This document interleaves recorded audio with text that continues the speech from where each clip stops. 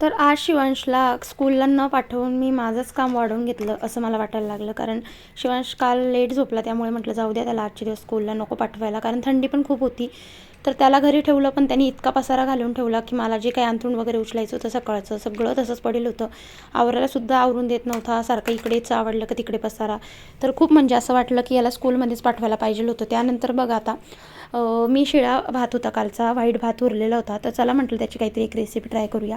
नेहमीच मी असं कांदा फ्राय करून पोहे जसे बनवतो त्या पद्धतीने मी आता हा भात फ्राय करणार आहे. मला खूप छान लागतो आणि खूप आवडतो सुद्धा. कारण कधी कधी असं म्हणजे जेवणाला जर काही बनवायला नसलं तर अशा रेसिपी मी ट्राय करत असते. कारण काल संध्याकाळी आमटी भात बनवलेला होता, तर भात थोडा उरलेला होता. शिवांशला तर मी मेथीची भाजी आणि पोळी खाऊ घातली, पण मग आता मला काय खायचं, मग म्हटलं चला आता कालचा भात मस्त छान फ्राय करूया, तो वाया पण जाणार नाही आणि मस्त छान लागतो काहीतरी नवीन रेसिपी ट्राय केल्यावर. तर छान एकीकडे कांदा बारीक चिरून घेतला, त्यानंतर हिरवी मिरची लसणाची पेस्ट करून घेतली, त्यानंतर कांदा जिरे मोहरी छान लाल तडतडून दिली, त्यानंतर मग त्यामध्ये हळद आणि हिरवी मिरची लसणाची पेस्ट परतवून घेतली. त्यानंतर जो भात होता त्याची छान असा भात मोकळा करून घेतला, त्यानंतर मग त्यामध्ये कोथिंबीर मीठ आणि थोडंसं साखर घालून छान असा परतवून 2 मिनिट झाकण ठेवून करून घेतला. भात बघू शकतात अगदी म्हणजे इतका छान लागतो ना असा भात. तर मी नेहमीच असा भात ट्राय करत असते.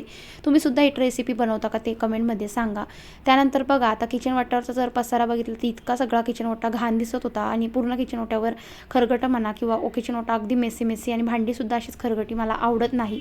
तर कशी किचनची साफसफाई करते दुपारच्या टायमाला, चला म्हटलं थोडीशी क्लिनिंग व्हिडिओ तुमच्याला शेअर करते.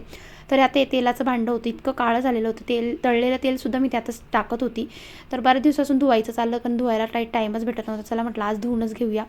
तर भांडं बघू शकतात इतकी चकचक निघालेलं होतं. काही दुसरं सोल्युशन न वापरता भांड्याची आपली जी साबण आहे आणि घासणी तारेची त्यानेच मी घासलेलं होतं. त्यानंतर जो गॅस आहे मी रोजच्या रोज असा पुसून घेत असते, त्यामुळे माझा गॅस बिलकुलही खराब होत नाही. काही चिकट तेलकट किंवा सांडलवण किंवा ओतू गेलेलंसुद्धा असं चिकट राहत नाही, कारण रोजच्या रोज असं क्लिनिंग केली ना गॅस तसल्या तसा राहतो. त्यानंतर आजूबाजूचं जे काही मिक्सर वगैरे आहे, रॅक आहे, त्याच्या मागणंसुद्धा असं पुसून घेते, कारण थोडंसं खरगटं उडालेलं असतंच, त्यामुळे झुरळं लगेचच येतात. त्यानंतर मग वायपरने ओट्यावरचं ओलं पाणी वगैरे सगळं ओढून घेतलं. त्यानंतर जे काही खरगटं होतं बेसिंगच्या जाळीवरती ते सगळं आधी बाहेर पिशवीमध्ये काढून घेतलं आणि पिशवीमध्येच मी ओलं कचरा भरत असते. त्यानंतर ही जाळी आणि त्यामधलं भांडं हे सगळं असं घासणीने रोज घासून घेते. दिवसातून 2-3 वेळा असलं तरीही मी असं घासून घेते. तर किचन ओटा बघू शकतात अगदी चकचक आणि चमकायलासुद्धा लागलेला होता.